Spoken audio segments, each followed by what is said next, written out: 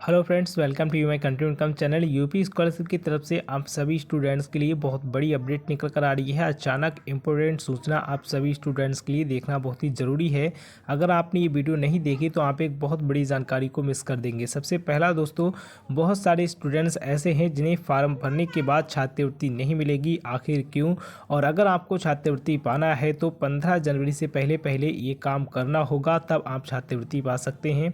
और बहुत सारे स्टूडेंट्स के लिए एक बड़ी खुशखबरी भी निकल कर आई है। अगले महीने से इन स्टूडेंट्स की छात्रवृत्ति इनके खाते में आना शुरू हो जाएगी, लेकिन सभी स्टूडेंट्स के लिए नहीं। कुछ स्टूडेंट्स की छात्रवृत्ति अगले महीने से डाले जाने की तैयारियां शुरू हो चुकी हैं। तो कौन से वह स्टूडेंट्स हैं जिनकी छात्रवृत्ति अगले महीने से आएगी और कौन से वह स्टूडेंट्स हैं जिन्हें छात्रवृत्ति नहीं मिलेगी, भले ही आपने कितनी भी अच्छे से फार्म भरा है, आप भी हो सकते हैं उस लिस्ट में जिन छात्र छात्राओं को नहीं मिलेगी छात्रवृत्ति। तो सबसे पहले हम इसी के बारे में बात कर लेते हैं कि कौन से वह छात्र छात्राएं हैं जिन्हें छात्रवृत्ति नहीं मिल पाएगी फार्म भरने के बाद भी। तो आप इन सभी पॉइंट्स को ध्यानपूर्वक पढ़ें। अगर आपका भी फार्म इन सभी पॉइंट्स के श्रेणी में आता है तब आप छात्रवृत्ति से वंचित रह जाएंगे, या फिर 15 जनवरी तक आप छात्रवृत्ति पाने के लिए इन समस्याओं को सुधार कर सकते हैं।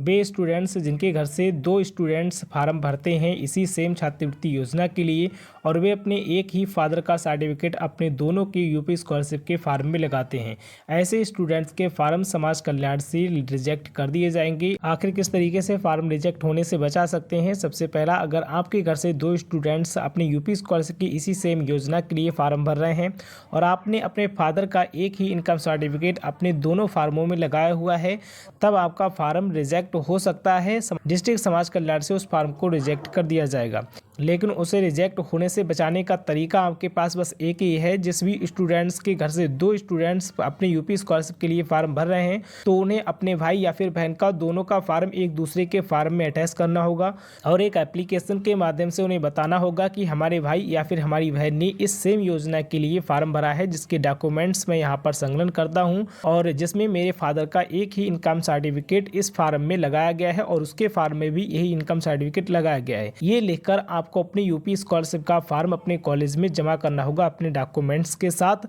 अगर आपके घर से 2 स्टूडेंट्स पढ़ते हैं और आपने सिर्फ अपना ही फार्म कॉलेज में जमा किया और अपने भाई या फिर बहन का फार्म जमा साथ में नहीं किया एप्लीकेशन के माध्यम से, तब वहां पर आपको डुप्लीकेट इनकम सर्टिफिकेट की प्रॉब्लम शो होगी आपके स्टेटस पर और बहुत ही जल्द आपके स्टेटस को रिजेक्ट भी कर दिया जाएगा, आपके फार्म को रिजेक्ट भी कर दिया जाएगा। और रिजेक्ट होने के बाद आपको छात्रवृत्ति बिल्कुल भी नहीं मिल पाएगी और ऐसा ही आपके भाई या फिर बहन के साथ भी हो सकता है। इस तरीके से दोनों स्टूडेंट्स के फार्म रिजेक्ट हो सकते हैं और दोनों छात्र छात्रवृत्ति से वंचित रह सकते हैं। तब आपको एक एप्लीकेशन के साथ दोनों के एक दूसरे के फार्म में अपना एप्लीकेशन और अपने फार्म को संकलन करके उनको ये चीज़ पहले से मेंशन करनी होगी, वरना आपके फार्म 100% रिजेक्ट कर दिए जाएंगे डिस्ट्रिक्ट समाज कल्याण से।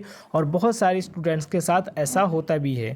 और दूसरा पॉइंट ये भी सभी स्टूडेंट्स के लिए जानना बहुत ही ज़रूरी है, अगर आपका यूपी स्कॉलरशिप का फार्म भर चुके हैं, आपका कॉलेज से भी फॉरवर्ड हो चुका है या फिर नहीं हुआ है या फिर आप अभी भरने वाले हैं, तो इसके लिए आप जिस भी खाते में यूपी स्कॉलरशिप लेना चाहते हैं उस खाते पर आपकी NPCI मैप्ड होना चाहिए, DBT चालू होना चाहिए और आपका आधार कार्ड भी लिंक होना चाहिए।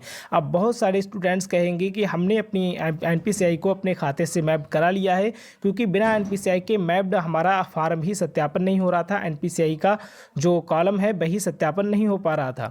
लेकिन दोस्तों, अगर आपने भले ही यूपी स्कॉलरशिप का फार्म भरते समय अपने बैंक से अपनी NPCI को मैप्ड करा लिया और उसके 3 महीने बाद तक अगर आपकी छात्रवृत्ति नहीं आई, फिर उसके बाद अगर आपकी छात्रवृत्ति आई और उन 3 महीने के बीच में आपने अपनी बैंक में अपना कोई भी ट्रांजैक्शन नहीं किया, तो 3 महीने के बाद आपकी बैंक से आपकी NPCI हट जाएगी, डीएक्टिवेट हो जाएगी। और आप ये सोचते रहेंगे कि जब हमने यूपी स्कॉलरशिप का फार्म भरवाया था तब हमने अपनी बैंक में अपनी NPCI को मैप्ड करा लिया है, जिसकी वजह से हमारा फार्म भी NPCI का सत्यापन हो चुका है यूपी स्कॉलरशिप का, तो हमारी छात्रवृत्ति आ जाएगी। लेकिन अगर 3 महीने तक आपकी छात्रवृत्ति नहीं आई, उसके बाद आपकी छात्रवृत्ति आई और उस बीच आपने अपनी बैंक में कोई भी ट्रांजैक्शन नहीं किया, तब आपकी बैंक से आपकी NPCI डीएक्टिवेट हो जाएगी और ऐसी स्थिति में आपका ट्रांजैक्शन फेल हो जाएगा और आपको छात्रवृत्ति नहीं मिल पाएगी, आप छात्रवृत्ति से वंचित हो सकते हैं। तो आप एक चीज़ का बहुत ज़्यादा ध्यान रखें, सभी स्टूडेंट्स के लिए बहुत ही ज़रूरी है कि बीच बीच में अपने बैंक से अपना ट्रांजैक्शन करते रहें जब तक कि आपकी छात्रवृत्ति नहीं आ जाती। जब तक आप अपनी बैंक में 1 महीना या फिर 15-20 दिन में एक ट्रांजैक्शन जरूर करते रहें, जिससे कि आपकी छात्रवृत्ति आ सके और आपकी जो बैंक में आपने एनपीसीआई मैप्ड कराई है वो एनपीसीआई डीएक्टिवेट ना हो। तो ये चीज़ भी बहुत ही स्टूडेंट्स को ध्यान रखना चाहिए, वरना आप यही कहते रह जाओगे कि हमने एनपीसीआई मैप्ड कराई थी फिर भी हमारी छात्रवृत्ति नहीं आई। और तीसरा पॉइंट जो कि यूपी स्कॉलरशिप के छात्र छात्राओं को बहुत ही जरूरी समाज कल्याण से निर्देश दिए गए हैं। बहुत सारे स्टूडेंट्स ऐसे होते हैं जो कि बड़े कोर्सेज के स्टूडेंट्स हैं जिनकी स्कॉलरशिप 50,000 या फिर उससे अधिक आती है, और वो कभी कभी ऐसा होता है उनकी बैंक की जो खाते की लिमिट है वो 50,000 से कम होती है, और ऐसी स्थिति में जब 50,000 से अधिक रुपया उनके खाते में डाला जाता है ट्रांजैक्शन फेल हो जाता है। और बहुत सारे स्टूडेंट्स के मैंने ऐसे ट्रांजैक्शन फेल देखे हैं कि खाते की लिमिट की वजह से आपका पैसा क्रेडिट नहीं हो पाया और उसके बाद फिर उन छात्र छात्राओं को छात्रवृत्ति नहीं मिल पाती है। तो आप इस चीज़ का भी बहुत ज़्यादा ध्यान रखें। अगर आपका कोई ऐसा बड़ा कोर्स है जिसमें आपकी छात्रवृत्ति 50,000 से अधिक की आने वाली है, तो आप अपने खाते की लिमिट को 50,000 से अधिक करवा लें, जिससे कि आपकी छात्रवृत्ति आ सके। जितना आपका पैसा आने वाला है उससे ज़्यादा आपको अपने खाते की लिमिट को बढ़वा लेना, ये बहुत ही ज़रूरी है। तो आपको अपने खाते की लिमिट बढ़वाने के लिए अपनी बैंक में जाकर पैन कार्ड को अपडेट ज़रूर करवा देना है और अपनी बैंक में जाकर अपनी खाते की लिमिट को बढ़वा लेना है। चौथा पॉइंट जो आप सभी स्टूडेंट्स के लिए बहुत ही ज़रूरी है वो है आपका स्टेटस देखना। बहुत सारे स्टूडेंट्स अपनी यूपी स्कॉलरशिप का फॉर्म भरने के बाद भूल जाते हैं कि ऐसे ही छात्रवृत्ति आ जाएगी। नहीं, आपको यूपी स्कॉलरशिप का फॉर्म भरने के बाद अपने स्टेटस का भी बहुत ज़्यादा ध्यान रखना है। जब यूपी स्कॉलरशिप का स्टेटस शो हो तो आपको अपना स्टेटस भी देखना है, और जैसे स्टेटस शो होगा तो हम आपको तुरंत वीडियो के माध्यम से बताएंगे। अगर उसमें कोई करेक्शन शो होता है, कोई प्रॉब्लम शो होती है, तो अपने कॉलेज से सजेशन लेके उसका करेक्शन करें, उसकी हार्ड कॉपी कॉलेज में जमा करें, जिससे कि आपकी आने वाली समस्या सही हो जाए और आपको छात्रवृत्ति मिल जाए, आपका फॉर्म वेरीफाइड हो जाए। तो आपको अपना स्टेटस ज़रूर देख लेना है, और अगर स्टेटस में कोई कमी आती है तो उसका करेक्शन करके अपने कॉलेज में हार्ड कॉपी को जमा जरूर करें। बहुत सारे स्टूडेंट्स का करेक्शन शो होता है लेकिन वो अपना स्टेटस नहीं देखते हैं, जिसकी वजह से उनका फॉर्म रिजेक्ट हो जाता है। रिजेक्ट होने के बाद कहते हैं कैसे रिजेक्ट हो गया, क्या करें क्या करें। लेकिन स्टेटस रिजेक्ट होने से पहले ही एक बार शो किया जाता है, लेकिन स्टूडेंट्स नहीं देखते हैं, वो उनकी गलती होती है। बाद में रिजेक्ट होने के बाद वो परेशान होते हैं, और रिजेक्ट होने के बाद आप अपने फॉर्म को बिल्कुल भी कुछ भी नहीं कर सकते। आप छात्रवृत्ति के लिए अपात्र हो जाते हैं। उसके बाद कोई भी आपका सलूशन नहीं है कि आपको छात्रवृत्ति मिल सके।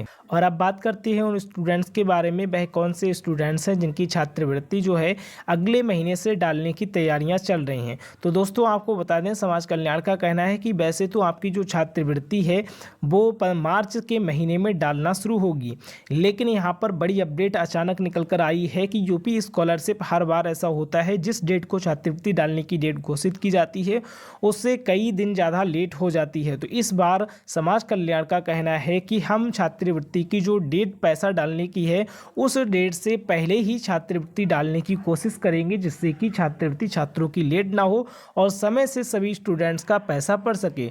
तो ये जो छात्रवृत्ति है लगभग 9th और 10th के छात्र छात्राओं की जो है जनवरी और फरवरी के महीने में पड़ सकती है, और जनवरी और फरवरी के महीने में आ सकती है। ये तैयारियां चल रही हैं फिलहाल। अगर तैयारियां सही रहीं तो छात्रवृत्ति 9th और 10th वाले स्टूडेंट्स की जो भी पात्र होंगे, समाज कल्याण से वेरीफाई होंगे, उनकी छात्रवृत्ति जनवरी या फिर फरवरी के महीने में ही उनके खाते में आना शुरू हो जाएगी। ये समाज कल्याण से जानकारी मिली है। फिलहाल इसे नोटिस या फिर किसी ऑफिशियल साइट या फिर न्यूज़पेपर के जरिए से नहीं बताया गया है।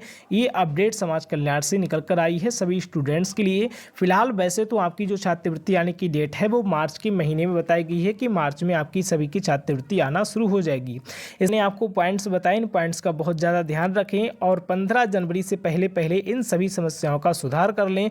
और अगर कोई क्वेश्चन है तो कमेंट बॉक्स या फिर टेलीग्राम चैनल पर हमें बता सकते हैं। टेलीग्राम चैनल की लिंक डिस्क्रिप्शन में है, और हमारे व्हाट्सएप चैनल की लिंक आपको वीडियो के डिस्क्रिप्शन बॉक्स में मिल जाएगी। वहाँ से आप हमारे व्हाट्सएप पे भी जुड़ सकते हैं, और कोई क्वेश्चन है तो आप हमें कमेंट बॉक्स में ज़रूर लिखें।